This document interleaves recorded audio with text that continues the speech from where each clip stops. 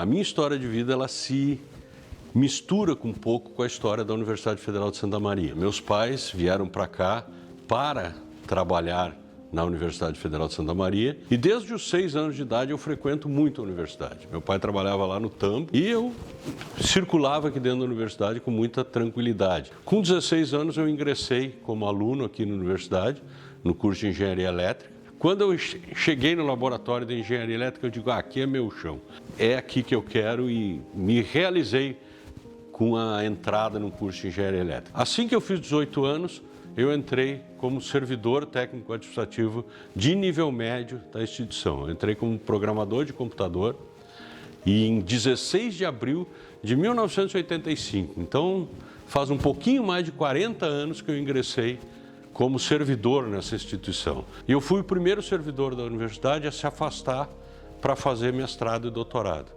Então eu tive a oportunidade de fazer o meu mestrado e o meu doutorado como servidor técnico administrativo.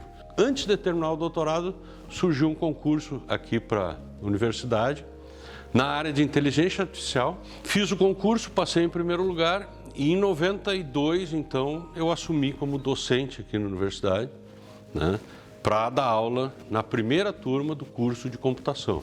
Logo depois eu fiz um concurso para professor titular, ainda um concurso externo, era uma banca externa, era um concurso bem difícil, mas surgiu a oportunidade, eu nunca fui de fugir da raia, então fui lá, fiz o concurso, passei e faz mais de 30 anos que eu já sou professor titular da Universidade Federal de Santa Maria. Eu sou natural da cidade de Ecoporanga, no estado do Espírito Santo. Com 13 anos eu saí de casa para morar na cidade de Vitória, capital do meu estado, para dar sequência aos meus estudos. Então, com 13 anos, passei a ser responsável, vamos assim dizer, pela minha vida. Ao me formar no curso de agronomia, tive a oportunidade de vir para Santa Maria. Então, em março de 1995, cheguei em Santa Maria para dar sequência aos meus estudos, fazendo meu curso de mestrado em agronomia.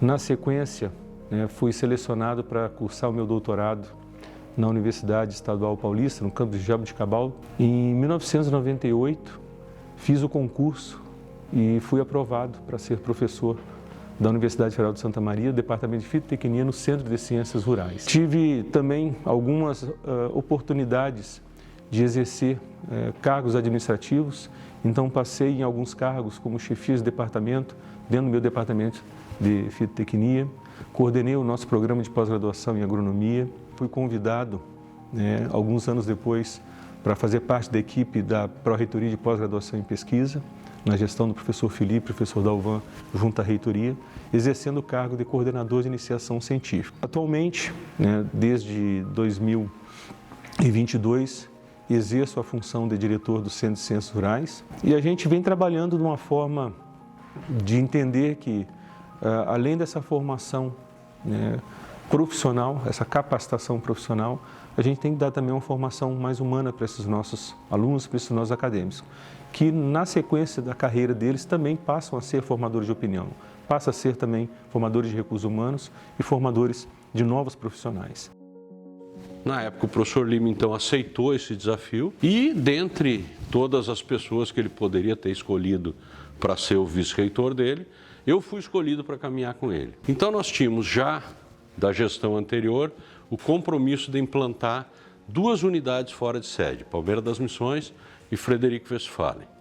E, logo que assumimos, a universidade, então, aderiu ao REUNI. Nesse meio tempo, surgiu a criação da Unipampa, Universidade Federal do Pampa, que era uma ideia de fazer uma universidade multicamp no Rio Grande do Sul.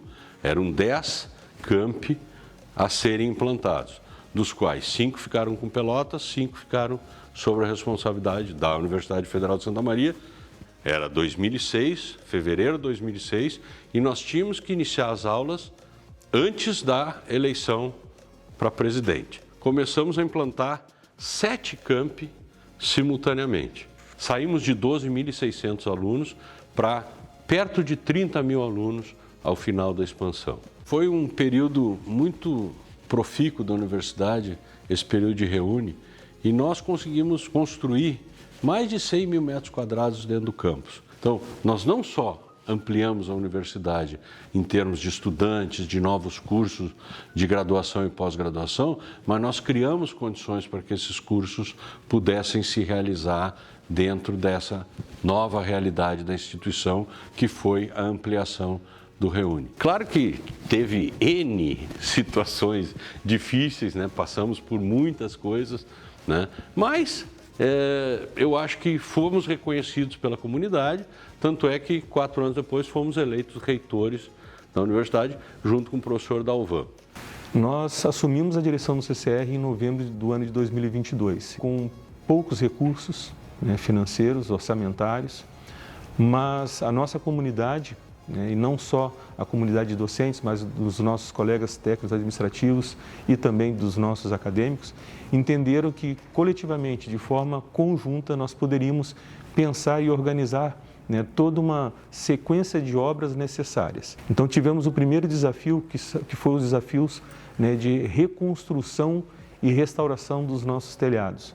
Um dos exemplos é exatamente esse ambiente onde nós estamos, um ambiente que foi aplicado mais de R$600 mil para a recuperação, né, do telhado da nossa biblioteca setorial. Tivemos também toda a restauração dos nossos telhados dos prédios 42, do prédio 44, a restauração do telhado e das calhas do prédio 43, do auditório do Bozano, localizado no Hospital Veterinário. Conseguimos também reorganizar o que nós chamamos dentro da universidade a área nova e de forma compartilhada também com colegas e equipes do Colégio Politécnico, conseguimos reorganizar toda aquela estrutura para que ela realmente possa exercer a função para que ela é destinada, né? Que é a questão de ensino, de pesquisa, de extensão e de inovação. Então, são algumas obras que nós podemos elencar que impactam diretamente, né, a condição do nosso acadêmico, do nosso docente e do nosso servidor técnico administrativo. Toda a família pegou Covid. Eu tive sintomas muito fracos, minha mulher teve sintomas fracos, mas minha filha estava com infecção urinária e, por algum motivo, ela evoluiu para uma falência renal. Então, a minha vida familiar se voltou a essa filha. Quem tem filho sabe que a gente usa a energia para resolver isso. Então, foi um período em que minha esposa tirou 3 meses de licença para cuidar da nossa filha, eu tirei 3 meses de licença, e assim a gente foi indo esse período que levou mais ou menos 3 anos para que ela se endireitasse, vamos dizer assim, né? E foi um momento de se recolher, priorizar a família. Cada 4 anos vinha um grupo de pessoas pedindo que ele voltasse. Mas ele optou por atender a família no momento que a gente estava todo mundo precisando uns dos outros mesmo. E aí a gente foi a Porto Alegre, encontramos uma pessoa lá, que é a doutora Clotilde Garcia, que é responsável por todo o setor de transplantes da Santa Casa de Porto Alegre, e ela atendeu a Giovana e disse assim: "Tchê, eu nunca vi um caso evoluir tanto, né, ficar tão ruim como o caso da Giovana, e nunca vi recuperar como ela recuperou." Então, são aqueles milagres que a gente... Especialmente quando eu estava doente também. Ele ficou dias e noites acordado comigo no hospital enquanto eu estava mal. E desculpa, eu tô chorando muito. Mas nesse momento foi muito difícil para mim. Eu ficava dias ali cheia de tubo no corpo e ele ficava me fazendo rir a noite inteira se eu tava chorando.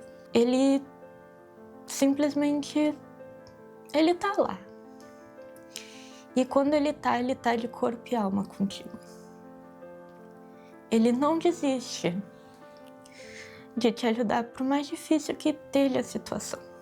Eu não poderia ter escolhido o melhor pai para minhas filhas. Ele é muito parceiro, assim, desde sair no fim de semana ou numa quinta-feira à noite, ele cansado me ajudar numa questão de matemática que eu tenho prova amanhã. Eu amo muito ele é o melhor pai que eu podia ter. Ele é um cara muito focado no que ele faz, ele tem um objetivo, ele corre atrás. Sempre foi muito atencioso, mesmo em meio ao turbilhão de trabalho, sempre presente, sempre preocupado em saber como a gente está, sempre muito atento, sempre muito cuidadoso, sempre partilhando muito. Minha escolha de parceiro e de pai das minhas filhas foi a mais acertada de todas.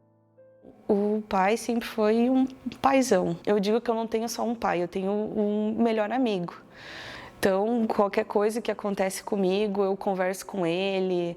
Ele sempre me escutou muito, de pedir ajuda, de algumas escolhas, de, será que eu faço isso? Será que eu não faço? E ele fala, minha filha, o que for o melhor para ti, tu faz.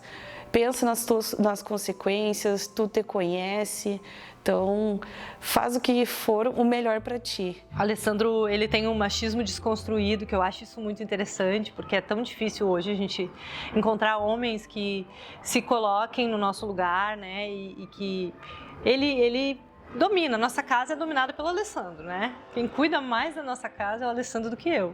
É um bom pai, é um bom marido, é uma pessoa que consegue ele ter um olhar inteiro. Quem conhece bem ele sabe o quanto ele olha pelo outro e o quanto ele é capaz de movimentar tudo que ele puder, né, para auxiliar as pessoas. Eu venho de uma família de mulheres muito fortes. Eu me inspiro muito nelas. Eu fui criado, então, pela Teresa, que é minha mãe, uma educadora, uma professora, né, de formação. Eu fui criado pela Dona Lola, minha avó, que era uma agricultora familiar, pela minha tia Josete, que também é educadora, né, professora. E essas mulheres foram muito marcantes e são ainda muito marcantes na minha vida, porque são mulheres fortes, são mulheres guerreiras, que além dessa carreira profissional da minha tia e da minha mãe, elas nasceram e foram criadas, como nós dizemos no Espírito Santo, na roça, né, trabalhando no dia a dia, e sempre ensinaram para nós nos colocarmos no lugar do outro. Então sou muito grato, né, essa formação que eu tive dessas mulheres fortes, né, tão carinhosas e tão amáveis. Nós fomos apresentados por uma amiga, né, em comum, e eu mesmo não achei que isso ia funcionar bem, porque eu sou do mundo das artes, sou uma pessoa muito criativa, trabalho com formação da imagem e com criação da imagem, e o Alessandro trabalha com estatística, né, com essa coisa mais matemática. Mas quando nós nos conhecemos foi muito interessante, porque ele mostrou todo o lado criativo dele, todo o lado artístico, né? Ele é uma pessoa que tenha uma mente ampla, assim, que consegue captar, que tem uma percepção da vida muito interessante, assim. Eu herdei essa veia musical do meu pai.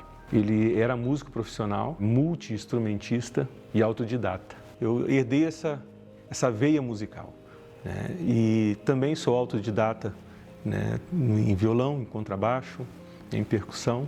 Hoje, né, na nossa família, eu tenho a Maria, né, que é minha filha, que também toca instrumentos musicais, né, toca violão e guitarra. Tenho meus 2 sobrinhos que também, né, são guitarristas. Tenho minha irmã que também toca violão.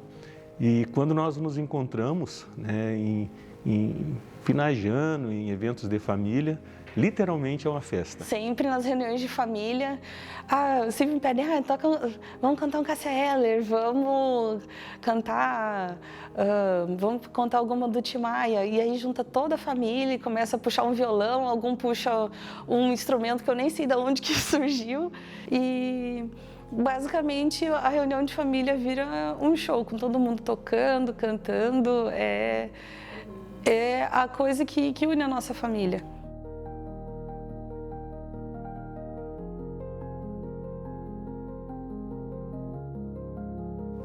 O pai gostava muito que eu cantasse para ele uma música do Legião Urbana, que o título é Quando o Sol Bater na Janela do Seu Quarto.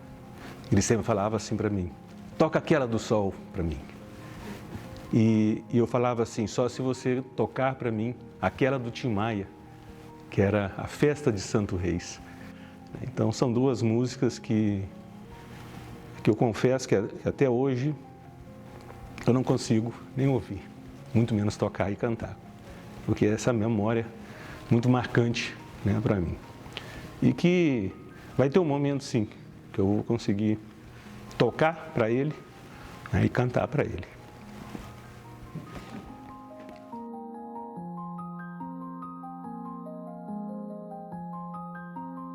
Hoje é dia de Santo Reis.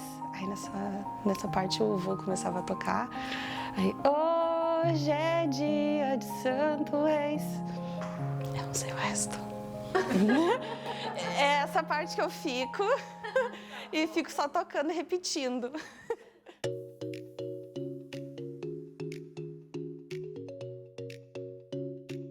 Eu sou o professor Alessandro, sou professor do Departamento de Fitotecnia do Centro de Ciências Rurais e estou juntamente com o professor Felipe Miller concorrendo a vice-reitor da Universidade Federal de Santa Maria. Sou Felipe Miller, candidato a reitor da Universidade Federal de Santa Maria e junto com meu vice Alessandro estaremos implantando uma universidade mais acolhedora, mais segura, mais humana. Uma universidade mais diversa que realmente, né, respeite e entenda toda a nossa diversidade, toda a nossa pluralidade dentro da nossa instituição, uma universidade muito mais inclusiva e equânime. Porque nós entendemos que a universidade merece isso. A universidade merece viver momentos bons. Ela merece ter pessoas que consigam gerir crises. Ela merece pessoas que consigam enxergar o futuro. Ela merece ter pessoas que consigam interagir com a comunidade de forma diferente. É isso que nós queremos para a universidade. Nós queremos colocar de novo a universidade a serviço da sociedade, mas com muita responsabilidade, com muita visão de futuro, né? Esse é o compromisso que nós tivemos sempre dessa circulação que fizemos, né, prévia da campanha. Nós identificamos algumas coisas que são muito prementes, né? A primeira situação é a questão do RU. Então nós temos que dar uma revisada muito boa no contrato de terceirização para que a alimentação volte a ter uma qualidade superior, que ela volte a ter segurança para as pessoas que usufruem do nosso restaurante universitário, que as filas diminuam e, principalmente, nós estamos propondo a construção de um terceiro restaurante universitário aqui no campus. Precisamos trabalhar com uma questão que é a nossa diversidade e os nossos alunos portadores de deficiência, né? Os PCDs hoje têm algumas dificuldades dentro da nossa instituição. Nossa instituição hoje já tem mais de 60 anos e alguns prédios têm essa idade também. Então, uma das coisas que nós precisamos revisar muito fortemente é essa questão de acessibilidade. Tem prédios que não têm elevadores e nem rampas para acessar aos pisos superiores, né? Então, nós precisamos ter uma reorganização das nossas estruturas, né, das nossas infraestruturas de prédios para poder tratar com esse tipo de pessoas. Nós fomos, por muitos anos, referência, né, em assistência estudantil. As pessoas queriam vir para a Universidade Federal de Santa Maria porque sabiam que tinha moradia, sabiam que tinha boa alimentação, sabiam que tinha um grupo de bolsas interessantes para quem tivesse problemas, né, financeiros, que tivesse uma vulnerabilidade social. Precisamos retomar isso. Isso é uma marca da Universidade Federal de Santa Maria. É uma marca até da cidade, uma cidade muito acolhedora. A universidade precisa ser isso. A nossa realidade, onde convivemos com assédio sexual, assédio moral, microagressões contra as mulheres, mais todas essas outras violências como racismo, LGBTfobia, xenofobia, todos esses crimes diários dentro de uma instituição que quer ser acolhedora, que quer ser educadora, nós precisamos tratar isso como crime e por isso, e para agregar todas as iniciativas que já existem na universidade para tratar essas situações, que nós estamos propondo e vamos implantar a Pró-Reitoria de Ações Afirmativas dentro da Universidade Federal de Santa Maria. Mas isso nós temos que desburocratizar as ações da universidade, nós temos que tornar as inovações, não só da área tecnológica, mas de todas as áreas passíveis de serem acolhidas pela universidade e, principalmente, nós temos que voltar alguns grandes eventos para dentro da universidade. Nós temos hoje diversos prédios no centro da cidade que têm que ser voltados novamente para a comunidade, né? E isso, talvez, possa ser feito através de parcerias público-pública ou parcerias público-privadas. Nós vamos, então, intensificar essas ações para que nós possamos potencializar nossos prédios dentro do centro da cidade. Nós temos a antiga reitoria, nós temos o antigo hospital universitário, nós temos a casa do estudante universitário, nós temos o Museu Gama Dessa, e essas estruturas elas precisam estar muito mais voltadas para a comunidade do que estão hoje, elas precisam estar muito mais integradas na comunidade do que estão hoje. E para isso, se forem necessárias essas parcerias, nós iremos fazer. Próximo, vote Felipe e Alessandro para fazer com que essa mudança possa acontecer de uma vez na nossa instituição.